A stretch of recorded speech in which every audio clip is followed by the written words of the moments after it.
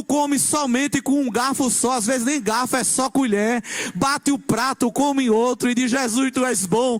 Eu não tenho às vezes um cupcake, nem um brownie. Chupa aquela manga abençoada e dá glória a Jesus pelo que tem. E tem gente com armário cheio, com geladeira cheia. Ah, eu não tenho apetite. Essas são as pessoas verdadeiramente pobres. Mas a igreja, ela já foi enriquecida. É sofrendo, é bombardeada, é ridicularizada. Mas quando você encontra, é glória a Jesus, é aleluia. Como é que tu tá? Hoje eu estou melhor do que eu mereço. Eu estou dando glória para o meu Senhor. E alguém pensa que a tua vida é perfeita. Alguém pensa que a tua vida é livre de problema. Tu é mais quem tem problema. Tu é um problema ambulante. Mas sobre a tua mão está o Deus da solução. Sobre a tua cabeça, sobre os teus pés, a tua casa está uma bênção. A tua vida está uma bênção. Porque tu colocaste no Senhor a fonte da tua riqueza, irmão. Não abre mão disso. Complexas sendo banais e a irreverência tomando conta de muita coisa, mas é para se cumprir o relógio da meia-noite. Glória a Deus. Quem está sujo, suje-se mais. E quem está puro, vá se purificando, vá pedindo graça. Você não vai ficar fora da arca. Glória. Mas a responsabilidade é individual. Neide prepara o hino também depois da palavra, que a senhora não vai sair. Neide costuma cantar com violão, né? Aí não traz, mas a senhora canta também no final da mensagem. Esmirna é a segunda carta que o apóstolo João recebe, revelada por Jesus. Inclusive eu disse aqui ao pessoal que vai para Jerusalém, para aquela viagem a Israel, e inclui no pacote as 7 igrejas da Ásia, a única cidade dessas aqui que ainda está de pé, ali na Turquia, é Esmirna, né? Hoje com o nome Izmir. As outras todas desapareceram com esse nome. Lembrando que quando nós falamos das igrejas da Ásia Menor, esse território aí se refere ao que hoje é a Turquia. E Esmirna, ela competia com Éfeso, que foi a primeira igreja que nós meditamos aqui, na proeminência daquela região. Pois Esmirna também estava localizada ali 50 quilômetros ao norte de Éfeso, região marítima, também tinha um porto muito conhecido, região de rota comercial, onde muitos investidores iam lá. Então era uma cidade riquíssima, uma cidade de rota financeira. Também era uma cidade que tinha boas relações com o Império Romano, porque foi a primeira cidade que conseguiu edificar um templo para o imperador romano, que na época era Tibério.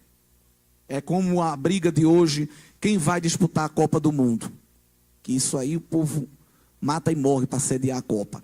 A briga ali era quem ia ser a primeira cidade a sediar um templo para o imperador. Esmirna ganhou até de Éfeso, então ela tinha uma proeminência política e um favoritismo até no trato com o império.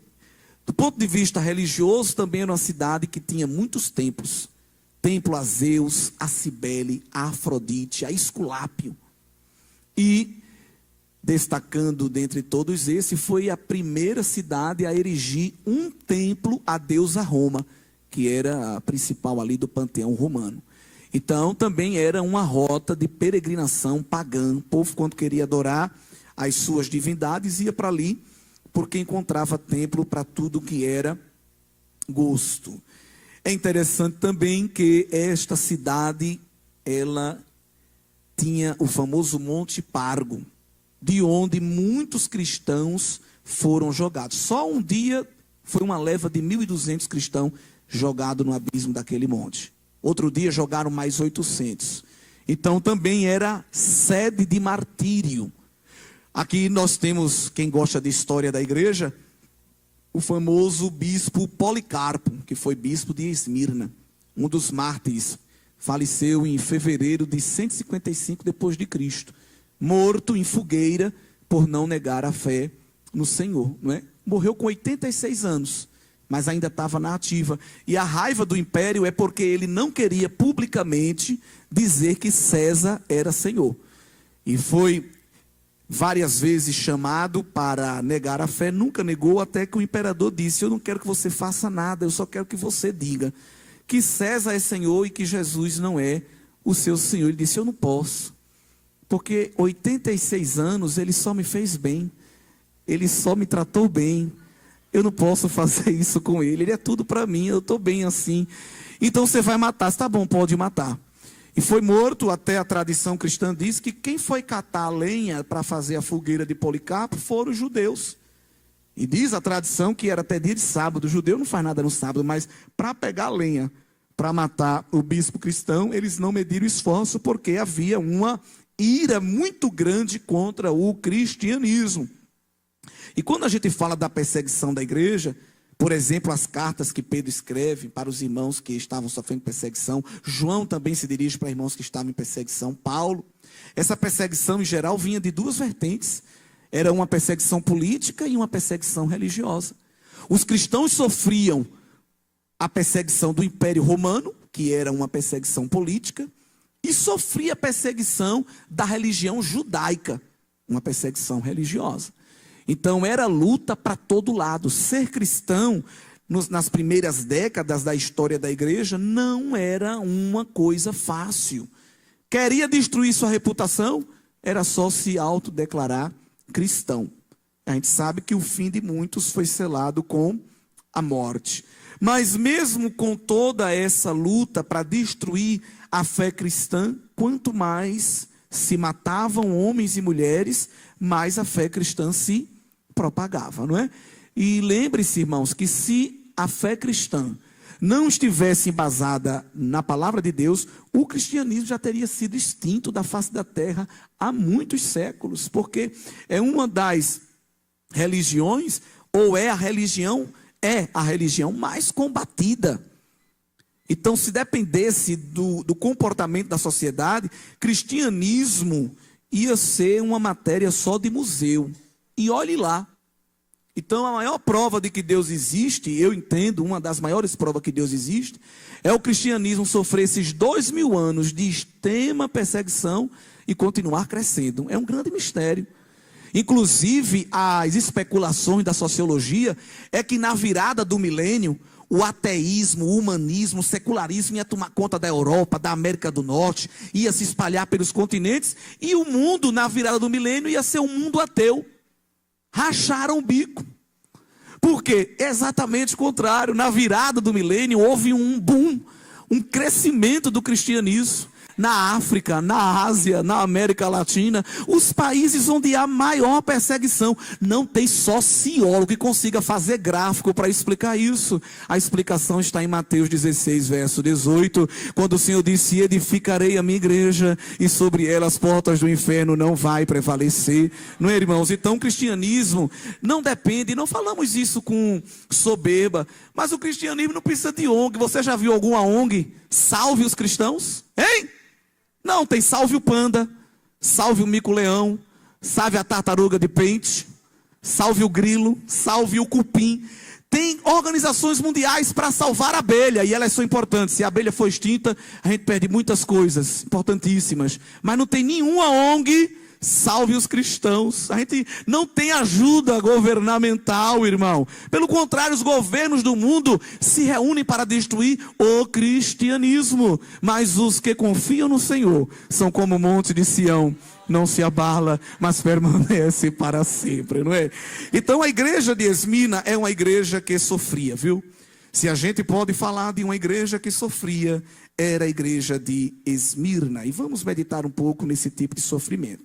A gente viu que a carta sempre começava com Jesus se apresentando. Porque mais importante do que os homens é o Deus dos homens. Mais importante do que o líder da igreja é o Deus da igreja. Mais importante do que os obreiros, do que aqueles que têm cargos eclesiásticos, pode ser quem for. Quem tem a primazia dentro da igreja é o dono da igreja. E ele sempre se apresenta como dono, glória. No capítulo 2, verso 1 para Éfeso, ele disse: eu sou aquele que tem na mão as igrejas. E quando ele diz que tem na mão, o verbo grego que ele usa para segurar é segurar com a mão fechada. E João 10 ele diz que aquele que ele guarda, o inimigo não pode pegar da mão dele, não é? Pode latir, pode rosnar, pode mostrar os dentes, diabo, tu fica aí só rosnando, mas a igreja está guardada na palma da mão do Senhor. Ele é grande, não é? No capítulo 2, verso 18, ele se apresenta como filho. A igreja de Pérgamo, ele se apresenta como aquele que tem espada aguda. A igreja de Sardes, ele se apresenta como quem tem os 7 Espíritos de Deus. E por aí vai. Mas para a igreja de Esmirna, ele se apresenta como o primeiro e o último. O começo e o fim de todas as coisas. Aquele que era, que é e que há de vir. O que é o mesmo ontem, hoje e eternamente. Aquele que antes que Abraão existisse, ele é o eu sou. Aquele que antes que houvesse dia, ele já era. E que ninguém pode fazer escapar das suas mãos, não é? Onde está Nero? Onde está Domiciano? Onde está Tibério? Tertuliano? Constantino? Onde está Rômulo? Onde está Remo? Onde está Roma? Só tem ruína. Mas ele é o alfa e é o ômega. Entronizado, vivo, ressurreto, poderoso, soberano, régio, dominador. Então ele fala para uma igreja que está vendo homens tiranos sentados no trono dizendo: isso aí não é nada, já já passa, os dias dele está contado. Ele está fazendo você sofrer, igreja.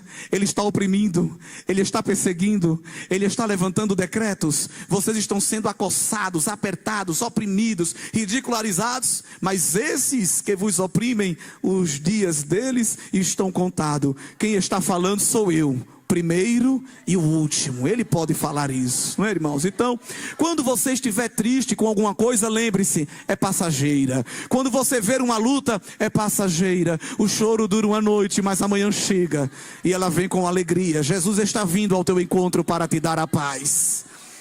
O sufoco era forte, mas ele se apresenta como aquele que tem o controle da história, o controle do tempo. E ele fala para um povo que conhecia bem o Antigo Testamento, e cita uma profecia, um texto que ele mesmo já tinha falado na boca de Isaías, no profeta Isaías capítulo 44, versículo 6. Assim diz o Senhor, Rei de Israel e seu Redentor, o Senhor dos exércitos: eu sou o primeiro e eu sou o último. Para não ficar dúvidas, ele coloca: e fora de mim não há Deus. Quem é que pode chamar como eu e colocar as coisas em ordem perante mim? Quem? Este é o Deus que sabe as coisas futuras, sem elas ainda nem ter acontecido. Vê que coisa tremenda. O capítulo 48 e o versículo 12, ele repete: dá-me ouvidos, ó Jacó, e tu, ó Israel, a quem chamei. Eu sou o mesmo. É a imutabilidade de Deus. Eu, o primeiro, eu também o último. E essa eternidade de Cristo, então, é o cartão de visita com a qual ele se apresenta para a igreja em Esmirna. Não só isso, ele também se apresenta como aquele que foi morto, porque a morte e a ressurreição de Jesus são 2 eventos espirituais e históricos onde a fé cristã está embasada. Todas as promessas de Deus para a igreja são asseguradas na morte e na ressurreição de Jesus. Se Jesus tivesse só morrido e não ressuscitado, o plano salvífico estaria incompleto. Então, como ele domina a morte e a vida, então ele tem poder sobre todas as coisas. A autoridade que ele tem sobre morte e vida traz a reboque a autoridade sobre todas as demais coisas. Enfermidades, demônios, natureza, política, finanças, emoções, mente, coração, corpo, todas as áreas, todas as esferas, todas as dimensões, o céu, a terra, o mar, os anjos, os principados, as potestades, os demônios que estão lá no subsolo, com rabo, sem rabo, com antena, sem antena, seja o que for, todos têm que se dobrar, têm que se prostrar, têm que se render diante dele. Glória a Deus. Então, para uma igreja que está sendo oprimida por homens poderosos, não tinha melhor maneira de Jesus se apresentar, dizendo: acima de todos estes estou eu. No verso 9, o Senhor fala aquela expressão que está presente em todas as cartas: eu sei as tuas obras. Eu te conheço, Esmirna. E Jesus começa a desenrolar o rolo, não é? No bom pentecostalês. Eu conheço a tua tribulação. Eu conheço o teu sofrimento, a tua dor, a tua luta. E também conheço a tua pobreza. Entre parênteses, o Senhor fala: mas tu és uma aparente contradição. E também conheço a blasfêmia que tu sofres daqueles que se dizem judeus e não são. 3 características da identidade da igreja em Esmirna. Era uma igreja que sofria muitas tribulações, era uma igreja financeiramente pobre e era uma igreja oprimida por toda sorte de difamação, calúnia, injúria dos homens maus. Acerca da tribulação e do sofrimento que Esmirna passava, eu já disse, era o sofrimento do Império Romano e o sofrimento da religião judaica. Mas acerca da pobreza, é algo interessante, porque a cidade que eles estavam era rica. Tinha os melhores empregos, as melhores empresas. Viver em Esmirna era como viver em São Paulo, viver em Nova York, viver em Berlim. Você não ficava sem emprego, não ficava sem renda. Mas Deus permite essa igreja estar num epicentro financeiro e viver a pobreza financeira. Por quê? O governo saqueava a propriedade. É cristão, é? Vou pegar a tua casa. Ah, tu é cristão? Vou pegar teu carro. Tu é cristão? O teu IPTU vai ser mais caro. Por quê? Porque tu é cristão. E faziam leis. A partir de hoje, quem é cristão vai pagar a passagem o dobro. Mas por quê? Porque é cristão. E era lei, vinha de cima. O império usava a máquina do poder para oprimir o povo. Além disso, havia muita violência. Além disso, havia muita corrupção. E o povo de Esmirna era um povo crente. Preferia sair do emprego para não entrar na corrupção. Olha, aqui a gente faz assim. Eita, eu não posso porque eu sou cristão. Eu sirvo a Cristo. Ah, então tu não pode participar do esquema. Ficava sem emprego. O povo precisava sofrer as privações materiais do que perder a sua comunhão com Deus. É por isso que Jesus diz: vocês são pobres, mas na verdade vocês são ricos. Diferente do que ele disse de Laodiceia. Disse: vocês são ricos, mas na verdade vocês são... Porque Laodiceia era espiritualmente pobre, embora financeiramente rica. E Esmirna, embora financeiramente pobre, espiritualmente era rica. Rica das copiosas bênçãos de Deus, da comunhão de Deus, da unção de Deus, da presença de Deus, do poder de Deus. Porque Jesus não reconhece uma igreja pelo que ela tem, mas pelo que ela é. Interessante que Esmirna não era uma igreja influente, não era uma igreja poderosa. Era uma igreja acuada, escanteada, esquecida. Se os cristãos ali não tinham, olha, muito dinheiro, pode imaginar que o templo era simples. Os irmãos não tinham as melhores roupas para ir ao culto. Os irmãos não tinham às vezes nem o que comer dentro de casa. E aquela igreja, se fosse entrar no padrão da cidade, ela nunca ia acompanhar, porque para aquele povo só valia quem tinha. Aí chega aquele que dá valor a quem não tem, mas dá valor a quem é. Aí diz: olha, tu não tem dinheiro, mas tu é rico. Vê como Jesus fala. Ele não disse que a igreja tem riqueza. Ele disse que a igreja é rica. Porque ter é diferente de ser. Infelizmente tem muita gente tendo, mas deixando de ser. A igreja de Esmirna entendeu muito bem esse paradoxo que Paulo falou na segunda carta aos Coríntios. No capítulo 8, no verso 2, ele diz que em muita prova de tribulação houve abundância de alegria. E na sua profunda pobreza superabundou em riquezas da generosidade. No versículo 9, ele disse que a graça do Senhor Jesus Cristo faz que alguém, sendo rico como ele, se faça pobre por amor de nós, para que pela sua pobreza nós possamos ser enriquecidos. Ah, então eu vou servir a Jesus, que ele vai realizar o sonho da casa própria. Eu vou servir a Jesus, que ele vai usar alguém para aumentar o meu salário. Não, o que ele está dizendo aqui é que através do sofrimento, da pobreza, da humilhação de Cristo, a igreja foi enriquecida com toda sorte de bênçãos espirituais nos lugares celestiais.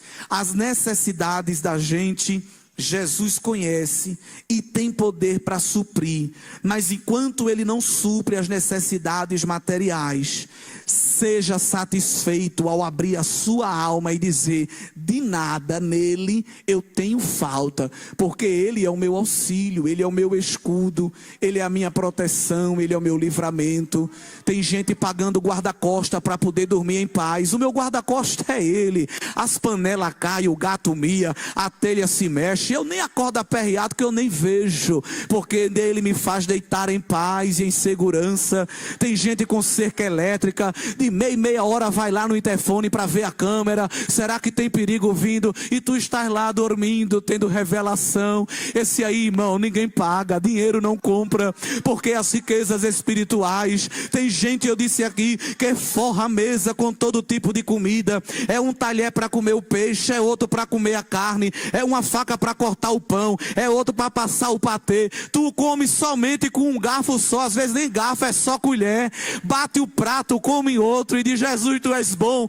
Eu não tenho às vezes um cupcake nem um brownie, chupa aquela manga abençoada e dá glória a Jesus pelo que tem. E tem gente com armário cheio, com geladeira cheia. Ah, eu não tenho apetite. Essas são as pessoas verdadeiramente pobres, mas a igreja, ela já foi enriquecida. É sofrendo, é bombardeada, é ridicularizada, mas quando você encontra, é glória a Jesus, é aleluia. Como é que tu tá? Hoje eu estou melhor do que eu mereço, eu estou dando glória para o meu Senhor. E alguém pensa que a tua vida é perfeita, alguém pensa que a tua vida é livre de problema. Tu é mais quem tem problema, tu é um problema ambulante, mas sobre a tua mão está o Deus da solução, sobre a tua cabeça, sobre os teus pés, a tua casa está uma bênção, a tua vida está uma bênção, porque tu colocaste no Senhor a fonte da tua riqueza, irmão.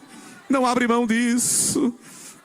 Não inveje ninguém, não deseje o que ninguém tem, deseje é o Senhor, Ele é suficiente. Tem tanta gente se perdendo. Eu queria aquele carro, eu queria aquele relógio, eu queria aquele cabelo. Fica com o que o Senhor te deu.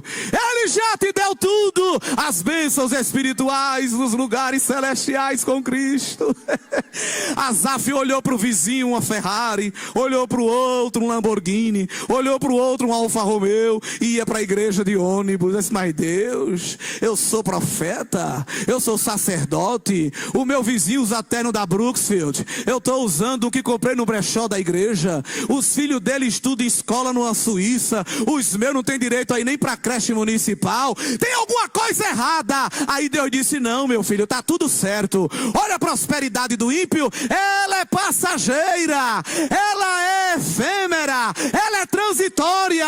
Aí Asaf abriu a sua mente e disse: eu vou para o refúgio do povo de Deus. Eu vou para um ciclo de oração, porque se eu ficar aqui vendo quem passa e quem vai, quem volta, eu vou endoidar. Mas eu vou para a casa do Senhor. Quando chegou lá, começou a adorar, começou a cantar, começou a dar glória. A porta da graça se abriu e ele disse para mim: bom é me aproximar de Deus. Ele é a minha porção, Ele é a minha herança, Ele é o que eu tenho de mais valioso. Aleluia. Onde está a tua riqueza? Quem é a tua porção? Quem é que delicia a tua alma, irmão? Se é o Senhor, tu pode abrir a tua boca e dizer: não tenho falta de nada. Jesus é tudo para mim. Aleluia. Você é enriquecido, igreja. Você é a igreja de Esmirna, sofrendo tantas privações e provações, mas Jesus é quem está dizendo: tu é rica. Sobre mim, é Jesus quem dá esse testemunho. Mas, irmãos, um povo que sofre sofrimento e perseguição, um povo pobre e um povo que ainda sofre com a língua ferina de pessoas aparentemente religiosas. Isso aqui também é terrível. Eu digo que Jesus, quando tem que bater, ele bate forte e sem pena. Com Jesus não tem neutralidade. Quem está aqui é aqui, quem está ali é ali. E havia um grupo dentro da comunidade, que era o grupo dos judeus, convertidos ao cristianismo, mas que tentavam sobrepor a religiosidade acima da graça. E era um grupo também que não aceitava os cristãos, esse apego que eles tinham a Cristo, ao Messias. Então eles queriam fazer valer a sua tradição. Como é que Jesus chama esse povo, irmão? É muito forte esse termo. Sinagoga de Satanás. Grupo do adversário. Porque não há neutralidade. Quem atrapalha no reino de Deus, Jesus disse, quem não é por mim, é contra mim. E quem comigo não ajunta, espalha. Diga para o seu irmão, não tem neutralidade. Diga para ele, não tem neutralidade. Se você é do grupo que ajunta, ok. Se você não é, você é do grupo que espalha, meu filho. Se você é do grupo que trabalha para Jesus, glória. Se você não é, você é do grupo que atrapalha. Você é peso, você é problema. E Jesus pode marcar o encontro para te transformar, porque Ele não quer te perder. Tem crente que era complicado, era tribuloso, era atrapalhado, mas hoje é o que mais trabalha para Jesus. Porque Jesus vai lá e diz, eu venho para cá, vem rapaz. Tu é atrapalhado, mas agora tu vai ser trabalhador, vem para cá. Tu é um crente complicado, mas agora tu vai sofrer por mim. Tu está fazendo o outro sofrer, agora quem vai sofrer é tu, pela minha obra. Ele transforma. Mas tem pessoas que são irreconciliáveis. Tem gente que tem natureza ruim, irmão. Tem gente que está dentro do grupo, mas não é do grupo. Eu não estou falando de grupo, de grupinho de igreja não. O grupo corpo de Cristo. O grupo dos galhos na videira. Das ovelhas de um rebanho apacentado pelo supremo bispo e pastor das nossas almas. É aquele grupo que trabalha contra, que torce contra, que deseja o contra. Era o povo sofrendo perseguição do império. E sabe quem eram os delatores? O Império Romano não precisava botar patrulha, nem câmera escondida para saber o que o povo crente estava fazendo. Porque quem denunciava os crentes eram os próprios crentes. Isso aconteceu na pandemia. Muita igreja aí recebeu reclamação de crente que mandava vídeo, foto. Olha, está tendo culto aqui. Esses da sinagoga de Satanás vão prestar contas ao Cordeiro, viu? Que também é leão. A conta tá tudo registradozinho. O caixa eletrônico de Jeová vai puxar o contra-cheque. Tudo vai ser feito, tudo vai ser prestado contas. A sinagoga de Satanás era ativa. O sofrimento de Esmirna era externo e interno. Esmirna sofria com os de fora e sofria com os de dentro. Esmirna sofria com quem era da fé e com quem não era da fé. Esmirna sofria com os políticos e com os religiosos. Esse povo podia jogar tudo pro alto e dizer, eu não quero mais ser crente. Mas por ser crente, aí mais sofria, aí mais é que era crente. Inclusive um pastor disse, olha, se a igreja, um aluno perguntou a um professor, se a igreja sofrer mais, ela vai ser mais fiel? E aquele professor muito sábio disse, não, se ela for mais fiel, ela sofrerá mais. O sofrimento é consequência da fidelidade da igreja. E o sofrimento faz parte. A nossa irmã passou aqui deixando uma reflexão nesse tema. E tem duas promessas tão lindas para a tua vida sobre sofrimento, que a ideologia triunfalista não gosta muito de falar. Mas veja aí, Filipenses, capítulo 1, versículo 29, Paulo diz, porque a vós, igreja, vos foi concedido, em relação a Cristo, não somente crer nele, como também padecer por ele. Então tem um sofrimento garantido para cada um de nós. Veja o que ele diz na segunda carta a Timóteo, capítulo 3. Eu não vejo nessas campanhas da vitória ninguém ler esses textos. 2 Timóteo, capítulo 3, verso 12. Isso é para você grifar aí na sua Bíblia, para quando você dizer, pisando no meu dedo midinho, está muito difícil vir a Jesus. Leia esse texto. Bibelô de Jeová. Bibelô, não pode tocar não que quebra. 2 Timóteo 3 e 12. E também todos os que piamente querem viver em Cristo Jesus, padecerão perseguições. Lá no teu trabalho tem um bagunceiro, tem um prostituto, tem adúltero, tem fofoqueiro, tem ladrão, tem tudo, mas o povo só mira em você. A piada é com você, o bullying é com você. A faculdade lá, você está lá na sua, você está na última cadeira, chega atrasado já para ver se ninguém chama a tua atenção para nada. Eu estou aqui, não estou mexendo com ninguém. É professor, é aluno, é diretor. Ai Jesus, o que é isso? É com você mesmo, você é a mira, você é o alvo. Tudo está apontado para a igreja, irmão. É o saco de pancada do mundo. E faz parte Porque o sofrimento é um caminho de Deus para trazer a igreja para perto dele. Satanás, ele tenta para destruir. Jesus prova para refinar, é diferente. Satanás fica ali mexendo com a pessoa para destruir ela. O Senhor, quando acende a fornalha, é para nos purificar. A gente fica mais crente, fica mais santo, tem mais fé, fica mais animado para a obra. Olha, Cão, tu está me atiçando? Pois agora que eu vou servir mais a Jesus, agora que eu vou dar mais glória. Tu quer que eu desista? Pois agora que eu vou me matricular naquele órgão, vou servir a Jesus com mais alegria. E aí o inimigo não entende, porque quando ele pensa que a igreja para, aí ela marcha, não é? Quando pensa que você vai ficar detido, aí é que a porta se abre e Jeová diz: baixe, vá fazendo a minha obra, receba força, receba graça, porque você era para estar no Lexotan, no Rivotril, no Gardenal, era para estar recebendo o visto da comissão, da Craceadal. O que foi, mano? É muita luta, mas não. Jeová chegou primeiro e disse: toma um banho da minha graça, toma um banho do meu poder, te levanta, canta, glorifica, faz a minha obra. É seta para todo lado, é carro de fogo, é guerra. Mas a igreja está lá, olha, andando numa cidade murada com muro de fogo, com rios que alegram, com a presença do El Shaddai. Tem proteção por fora e por dentro. Assim como tem luta por fora e por dentro, também tem presença de Deus por fora e por dentro. Dentro da tua casa Ele está contigo, e ao redor Ele também está. Dentro do teu coração Ele está contigo, e ao redor Ele também está. Aonde o inimigo vier, vai se deparar com a presença do El Shaddai. É a tua blindagem, é a tua estrutura, irmão. É quem te sustenta, é quem te renova. A gente não depende de Guaraná do Amazonas, não depende de chocolate, não depende disso ou daquilo, de cabeça de galo. A nossa força está no Senhor, irmão.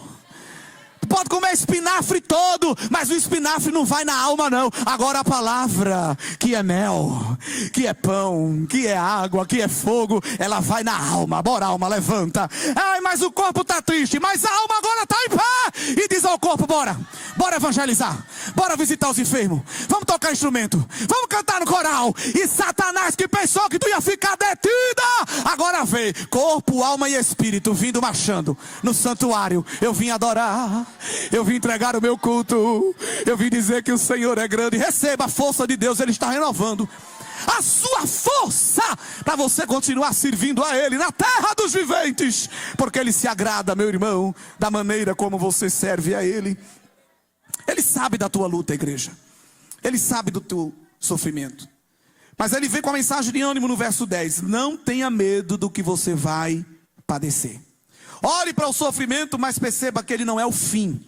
Lá no fim, a porta da vitória está aberta. E de maneira preventiva, o Senhor diz que o diabo lançará alguns na prisão. Isso mostra que o inimigo nunca pega Deus de surpresa. Quando ele está montando os planos dele, o Senhor dos Exércitos já está de cima olhando. Ah, você está preparando isso, né? E o inimigo, ele é astuto. Ele não avisa o que ele vai fazer, avisa? Quem avisa é Deus. Deus avisa. Deus diz: minha serva, por este tempo eu vou chegar para te dar vitória. Aí você agarra a palavra: sim, Jesus. Aí alguém fica: vai dar errado, vai dar certo não. Isso ainda dá certo. Não, minha filha, eu sei o que ele falou comigo, viu? Enquanto tu estava no salão, eu estava no ciclo de oração. Ele tomou foi um vaso para falar comigo. Enquanto tu está no parquinho, eu estou no quarto orando, joelho dobrado, face no pó. Eu sei o que ele me diz quando ele me visita. Eu sei que o meu Redentor vive e que por fim se levantará sobre a terra. O Senhor dará a palavra antes, mas o diabo não. O diabo monta a estratégia, faz a cilada, arquiteta. Eu vou pegar ele assim, eu vou destruir a igreja. Quantas vezes íamos para os ciclos de oração de manhã e Deus usava alguém: eu vejo os planos que estão preparando contra a minha igreja. E a gente ouvia aquilo, eu nem imaginava. Hoje a gente está vendo aí. E é tanta coisa, você abre a internet, é só notícia estranha. Deus dizia: eu vejo as reuniões, eu vejo o que fazem contra a minha igreja, eu vejo aquilo. Deus falava muito isso no ciclo de oração, e alguém pensava que era qualquer coisa, né? E o diabo calado, trabalhando, e Jeová olhando, está fazendo, eu vou começar a avisar o meu povo. Entra na torre de vigia, sobe a atalaia, prepara o exército, canta hino, jejua, ora, prega a palavra, evangeliza, junta os pés, veste branca, colírio no olho. Olha Deus passando e reviste o exército. Cai quem está desprotegido, cai quem está despreparado, se embaraça quem está sem visão. Mas quem está na presença do El Shaddai, a ferramenta chega, a estratégia, receba a ferramenta e estratégia. Ele vai lhe dar. Ele vai lhe dar para esta guerra a ferramenta e a estratégia para você vencer. Nenhum embaraço vai pegar no teu pé, porque o Senhor está te dando força. Vá, ande. O embaraço é grande, mas o Senhor está dizendo: olhe, ande, faça assim com o pé. Saia desse negócio e vá caminhando, vá caminhando. Vá caminhando, porque eu tenho uma jornada longa para a sua vida. Aleluia. Ai, como o diabo queria ver tanta gente embaraçada, mas Jesus vai lá e quebra. Ela está muito solta, vai ficar ainda mais. Eu estou dando liberdade às mãos, liberdade aos pés, liberdade aos lábios. Me adore, faça a minha obra, faça a minha obra. Use a liberdade que eu lhe dei, assim diz o Senhor. Aleluia. Anda sóbria,